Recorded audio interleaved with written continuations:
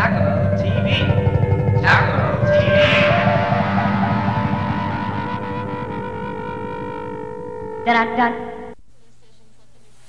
Good morning, Mr. Changer. How are you feeling today? Feeling?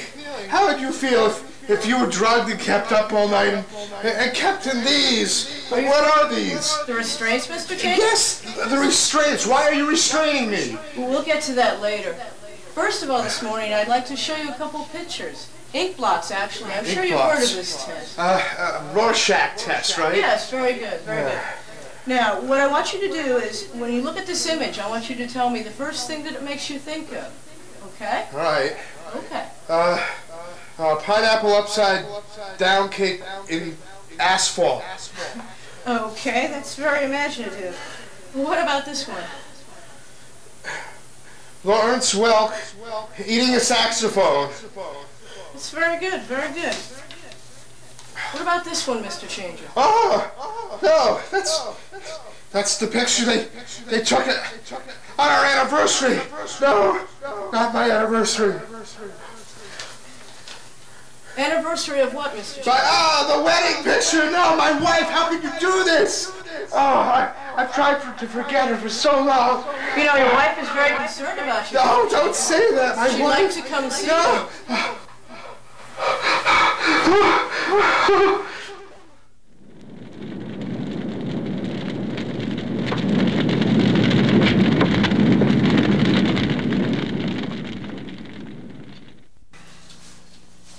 Oh, hi. Well, this is the last of the regular 5-minute episodes of Jerry's Adventures in Hell. After this, there'll be a half-hour special, but for the regular episodes, this is pretty much it. Now, if you're tuning in for the first time, here's the deal. Jerry is almost killed by a drunk driver and winds up in hell. He's not even supposed to be here. He's supposed to be having a near-death experience, but his files get all screwed up. Now Vince is supposed to come in and sort these all out and see that Jerry gets properly punished. Stephanie, the devil's personal love slave, who's also alive, shows up, and Jerry falls instantly in love with her. Now, Stephanie and Vince are both trying to help Jerry. Who knows why? Maybe it's because Jerry has brought love to hell for the first time in eternity. I don't know. Either way, they've had a whole lot of adventures together, avoiding Satan and trying to find a way out of hell. But now they're caught. Hey, will you stop hogging all the popcorn, you pig? Sorry about that. Well, as a bonus, a special added new attraction to the final episode of Jerry's Adventures in Hell, the demon here will finally unmask himself and show his true identity.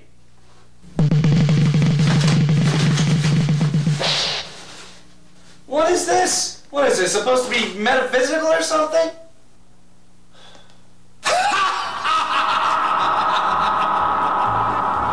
Oh boy, are your butts burnt. Boy, oh boy. You mess with the devil, and now you gonna be sorry for it. What do we do now? Now! What do we do? What do we do? I think Vince just went nuts. Hey, look, Satan, I got them for you. I tracked them down and everything. What? That trick won't work, you minx. I've monitored your behavior since the word go. Say what you want, you're in love with that twerp. You are? Well, that kind of depends what you mean.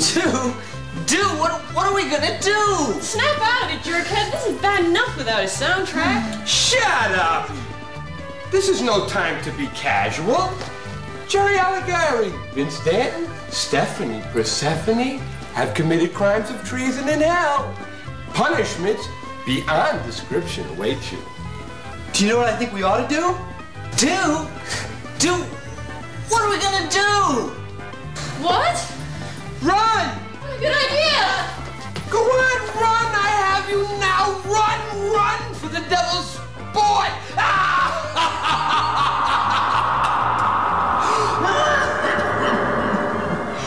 Ooh, I have to quit smoking. This way! I think I remember this! Why did I do this? I can't believe I did this. I had a great job. Now the weasels are gonna suck out my eyeballs, and that's if I'm lucky. Will you shut up? Through this door, if there's any way out of hell, it's gotta be through limbo. Limbo! If you want to get into limbo, you gotta dance to limbo. Come on, kiddies, it's Satan's beach party. We got miles and miles of beach. No ocean, and we got beach like you would not believe. Oh, now, Vince, my boy, don't be in such a hurry to leave. Okay, Mr. Satan, I've had just about enough. You know what I think? I think you don't have any real control over us. Jerry taught us that we can make our own decisions, even in hell. The devil doesn't damn the damned. The damned damn themselves. And I'm tired of paying for a deed that other people consider a crime. I'm my own man, and I've got my own soul. That's amazing, Vince. You've changed, evolved. It's such a shame you're wrong.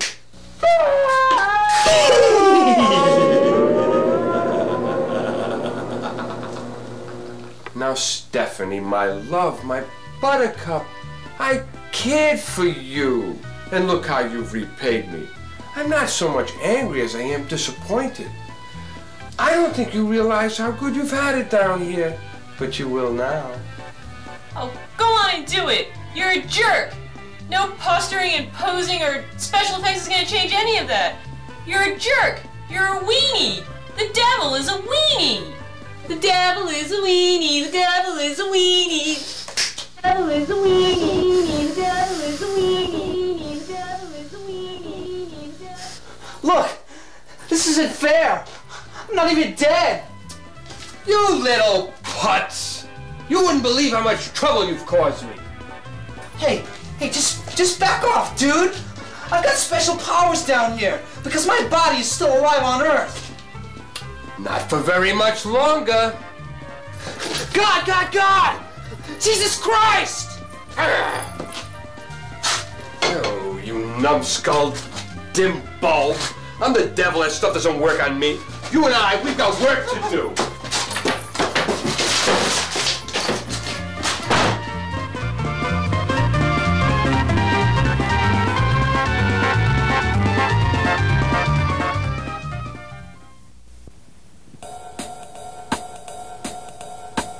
He's got that perfect hair, a macho power stare, dances like Fred Astaire, it's Larry. He's got the fastest, baddest car, chicks flock around him from afar, and yet his heart is true, 'cause he's Larry Mongoli. He's the guy in the know. When you're down in blue, what you wanna do? Larry's a chef, he's a poet too. Hey, tune up, hey, check out, hey, turn on, hey, get drunk and watch the Larry Mongoli show. Hey, tune in and watch that show. Yo! And welcome to the Lavi Mongoli Show. If you haven't figured it out yet, I'm Lavi Mongoli. If you haven't figured out, what are you, stupid or something? Okay, today I'm here with this very fascinating person whose name is, Well, my full name is Lester Paul Boyle Jr. I'm a certified public accountant. I have my own practice in Foster, Rhode Island, where I live. It's in my home. Easy to find. If you're traveling from Providence, you'd go west on Route 44. Lester here had a very interesting experience he's going to tell us about tonight, which is that he was down in his rumpus room one morning, calmly sorting through his pencils, when suddenly a great spacecraft landed in his backyard, totally decimating the above-ground swimming pool and the bug zapper. He locked his doors and windows quickly, and yet the space invaders perpetrated his home through the cat door. They took him up into the spacecraft, where they poked, prodded, and probed him, and forced him to perform bizarre, disgusting sexual acts with beautiful space nymphs. True? It's all true, Larry. It all happened. I have scars I could show you, but I think more importantly is the probe that they put up my urethra, and I think you could look at that. Lester, let's just continue with the explanation here. My mother, God bless her, she's dead now for about 15 years, but she always used to say to me, Lester, haste makes waste. Take your time. You have room for bread? Eat your bread. Wash it down with plenty of milk. Then sit back, which we always did. Lester, I think it's time that we have a little chat here, which is to the point, which is that so many beautiful people were so helpful on this show that I had to credit them at the end of the show, which means the credits are extremely long, which means we don't have time for all this hanky-panky fooling around here, okay? So do me a favor here. Get to the good stuff, which is the stuff that the television audience wants to hear, which is the spacecraft and the sex. I'm going to get to that, Larry. I'm going to get to it. But I want to also mention that I think that's probably why I never married. There's no one that could bake like my mother. She baked, you know what she baked? Lemon meringue pie, Boston cream pie. Lester, tell us about the interior of the spacecraft. You know what I think I want to show you, Larry, then, is some charts and documents that I've been keeping ever since I returned. This will probably get things moving. I think we should look at the graphs before we look at anything else. Why don't you do this? Why don't you tell me about these bizarre sexual acts and how the space nymphs looked when they were stark buck naked? We'll get to the graphs first, then the written material, because I think that's important. This first graph shows an actuary rate from the Metropolitan Insurance Company, and then my line in the blue. This shows the American middle-class family dinner from 1945 to 1985. That brown line, Larry, is pot roast. The red line is me. Look at that. Look how that goes up there. This red one is the gravy.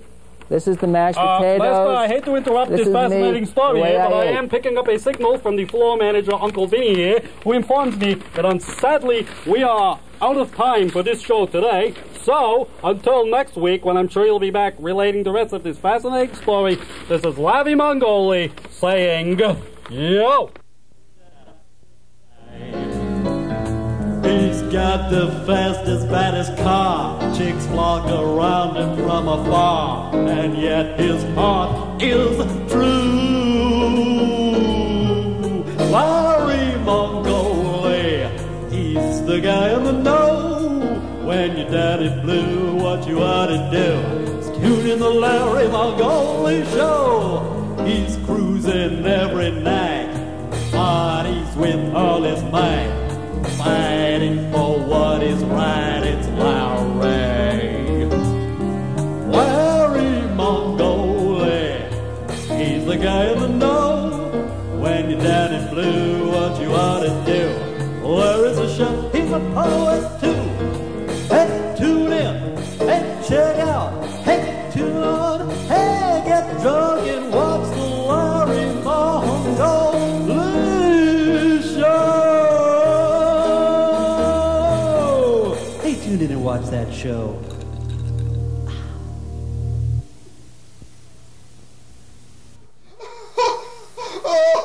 Mrs. Changer, I'd like you to relate a positive experience you had with William when you were together.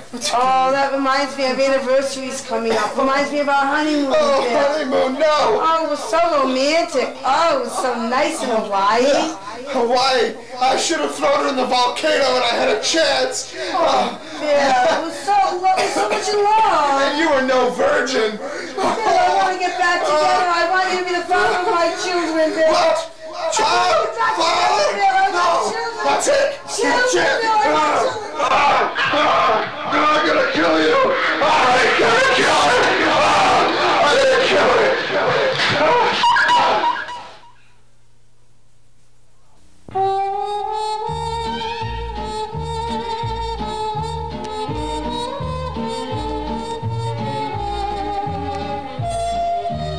Hello, I'm Mr. Fact, with today's fact. Accordion bands are illegal in New Mexico. And that's a fact.